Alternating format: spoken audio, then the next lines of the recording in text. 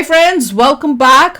$1.4 trillion package भी नहीं बचा सकता किसको, देखते हैं। चलो वीडियो शुरू करते हैं। वीडियो शुरू करने से पहले अगर आप चैनल पर नए हो और आपने अभी तक सब्सक्राइब नहीं किया तो जल्दी से पहले सब्सक्राइब के बटन और बेल आइकन को क्लिक कर लो ताकि आपको हमारे सारे न्यू वीडियोस के नोटिफिकेशन मिल जाए जैसे हम अपलोड करें। अगर आपको वीडियो पसंद आता है प्लीज लाइक एंड शेयर। चलिए शुरू करते हैं। इस धरती पर 193 देश हैं यूनाइटेड नेशन के अनुसार, और 193 में से सिर्फ 16 ऐसे देश हैं जिनकी अर्थव्यवस्था टोटल जीडीपी 1.5 ट्रिलियन डॉलर से ज्यादा है, यानी कि 1.5 ट्रिलियन डॉलर से ज्यादा की अर्थव्यवस्था वाले देश 193 में से सिर्फ 16 हैं। और कुछ इतना ही बड़ा पैकेज आज चीन की सरकार ने अपनी अर्थव्यवस्था के लिए जारी किया है। जैसा कि आप स्क्रीन पर देख सकते हैं, चीन ने 1.4 ट्रिलियन डॉलर का राहत पैकेज दिया है अपनी अर्थव्यवस्था के लिए। लेकिन सबसे बड़ी बात यह कि अब से 3-4 महीने पहले ही चीन की सरकार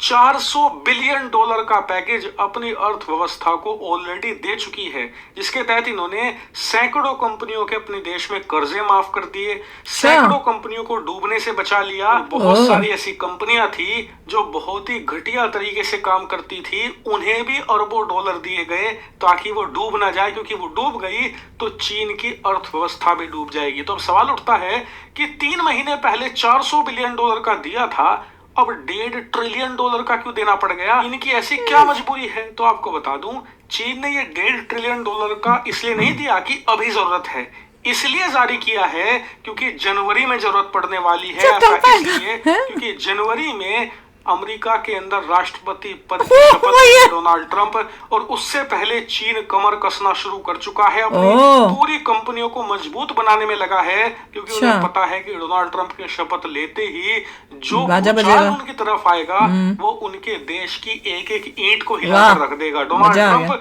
अभी से इतने कड़े फैसले लेने की बात कर रहे हैं, जब वो राष्ट्रपति बन जाएंगे तब तो वो चीन पर कहर ही ढाने वाले हैं। लिटरली डोनाल्ड ट्रंप ने प्लान बना के रखा हुआ है चीन के लिए ऐसा। और जिन लोगों को नहीं पता उन्हें थोड़ा सा उदाहरण दे दूं कि चाइना के खिलाफ किस लेवल का एक्शन होगा, एक बार को आप भी कहोगे कि ये तो क्रूरता, ये तो क्रूरता है, लेकिन फिर भी डोनाल्ड ट्रंप पीछे नहीं हटेंगे। दरअसल उनका प्लान ये है अमेरिकी कंपनियों पर टैक्स कम करना है, और सबसे महत्वपूर्ण बात, अमेरिका की आम जनता पर इनकम टैक्स कम कर देना है, इतना कि वो लगभग ना के बराबर हो। लेकिन जब इनकम टैक्स नहीं लिया जाएगा आम जनता से तो सरकार कमाएगी कहां से देश चलेगा?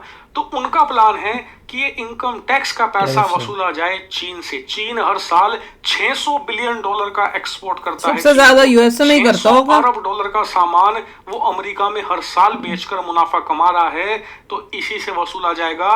वो चीन की कंपनियों पर, चीन के सामानों पर टैक्स लगाएंगे, इंपोर्ट ड्यूटी लगाएंगे, जिसे टैरिफ कहा जाता है। लिटरली उन्होंने कहा है कि टैरिफ मेरे लिए दुनिया का सबसे बेहतरीन शब्द है।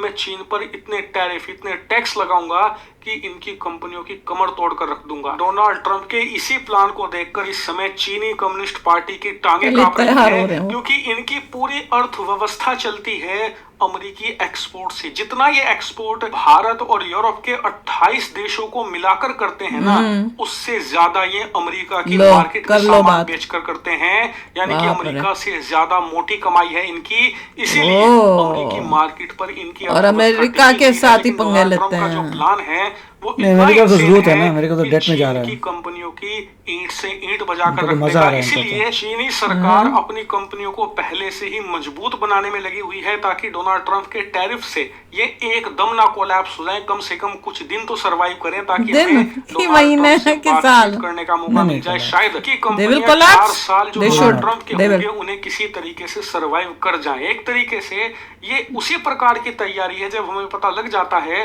कि हमारे फलाने इलाके में चक्रवाती तूफान आने वाला है, तो वहां से लोगों को हटाना शुरू कर देते हैं। पहले ही वहां पर कुछ तैयारी की जाती है, लेकिन जब तूफान आता है तो सारी तैयारियां धरी की धरी रह जाती हैं। चीन के साथ फिलहाल कुछ ऐसा ही होने जा रहा है। न्यूज सुनने में तो बड़ा मजा आ रहा था कि अच्छा ऐसे कोलैप्स नहीं होंगे, मजा आ जाएगा, हो जाए।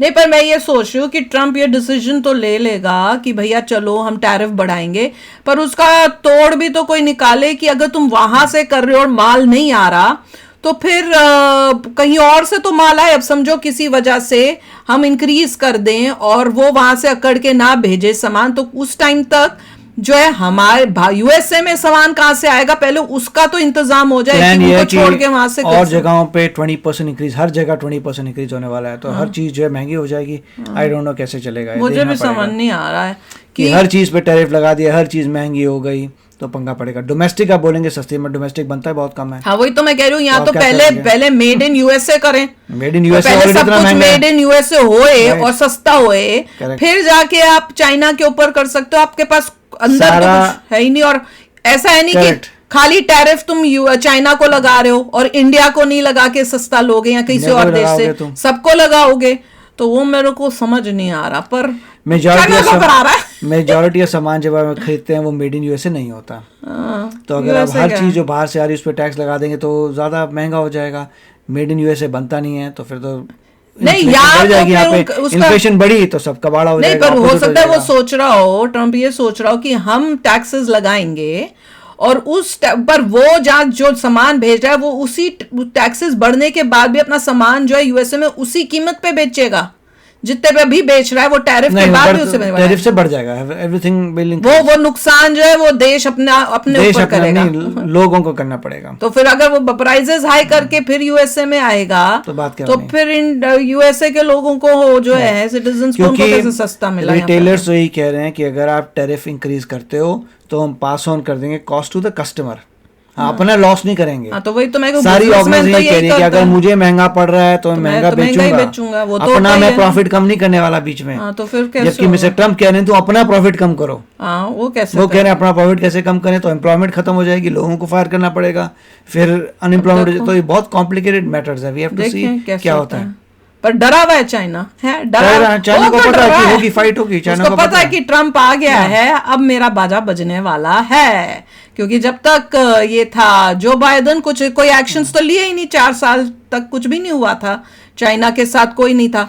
और चाइना जो है अभी थोड़ी मतलब उसकी वैसी ग्रोथ रेट ऑलरेडी कम हो चुका है, अभी वैसे उसका 8% तो है नहीं, 4.5 पे आए हुए हैं वो लोग, तो उनको डर लग रहा है 3-2 ना हो जाए उनका। होएगा, अब देखना पड़ेगा। देखिए अगर यहाँ पर भी प्राइसेस बढ़ती हैं तो शोर मचेगा, तो वापस करना वैसे ही इतनी हमने जो लोगों ने वोट किया वो इसलिए किया प्राइस कम करने के लिए, ना कि बढ़ाने के लिए। तो देखना पड़ेगा कैसे होता है। एक भैया इमिग्रेशन का जो गंद हो रहा है वो तो ठीक है, चलो वो तो अलग बात है, करो। और दूसरा इसलिए किया कि महंगाई खत्म करो यार। अगर महंगाई बढ़ गई, इतना महंगा, तुम भाई लोगों की जो सैलरी है वो तो तुमने कभी बढ़ती नहीं, और ऊपर से तुम महंगाई पे महंगाई कर देते हो। हर थोड़े टाइम के बाद हर चीज की कीमत बढ़ती जा रही है। मतलब हम लोग जब टेक्सास में आए थे वहां तब के टाइम से लेके अभी के टाइम से हर चीज $2-3 तो बढ़ी है। एक होता है कि आप स्पेशलिटी गुड्स की बढ़ाएंगे प्राइस, दैट इज ओके, कि आपको रोज चाहिए नहीं, जिसको स्पेशलिटी खरीदनी है वो उसकी बढ़ेगी, तब बात बन सकती है। बट देखेंगे क्या चीज क्या होता है। पर मजा तो आ रहा है, वो अभी से प्रिपेयर हो रहे हैं कि जनवरी से पहले देख लो। ये होता है कि भैया जो देश जो अगर लीडर अपने देश के लिए कर रहा हो तो वो पहले से ही करता है। और दूसरे कई होते हैं कि बैठे रहते हैं, भैया काम नहीं करना हमने, पर चाइना कर रहा है, वो अभी से लग गया है, उस पर शुरू हो गया। अब देखते हैं किसका काम बेहतर होता है, यूएसए का जिससे चाइना रोए, कि चाइना अपना इंतजाम कर लेगा और उसको फर्क नहीं पड़ेगा। तो अभी कमेंट सेक्शन में लिखना भाई आपको क्या लग रहा है। तो चलते हैं, मिलेंगे नेक्स्ट वीडियो में बहुत ही जल्द। Till then take care and bye bye. तो अगर आप मेरे इस चैनल पे नए हो तो जल्दी से सब्सक्राइब के बटन को हिट करो और बेल आइकन को क्लिक करो, ताकि आपको मेरा जब नया वीडियो मैं लगाऊं आपको उसके बारे में जल्दी से पता चल जाए।